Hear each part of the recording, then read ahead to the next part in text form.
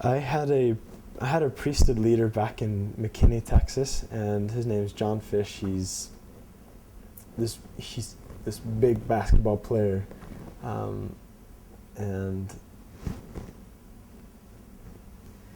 I remember coming to priest corps and just knowing that we were going to have a fun lesson today. We're going to have something that is really going to influence our lives. And I remember a specific lesson that he had. He took a picture of us before class, went and printed something else, and came back to class and told us about how he had written a journal to his son while his son was still like 6 months old, a year old, and written it out for 2 years. It was all on his computer, and his computer crashed. Lost it all. And I remember watching him.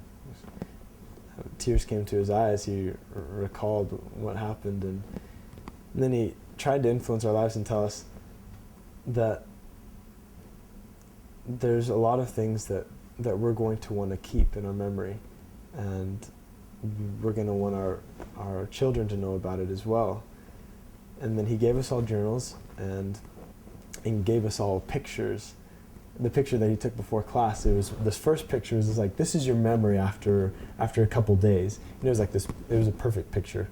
The next picture, he said, this is your memory after about a week to a month. And it was kind of faded, and it was in black and white. And then he said, this is your memory in about 6 months to a year. I don't remember exactly what he said. It was just he was probably just estimating it as well. And it was just like, you could barely see the outlines. You could barely tell who it was.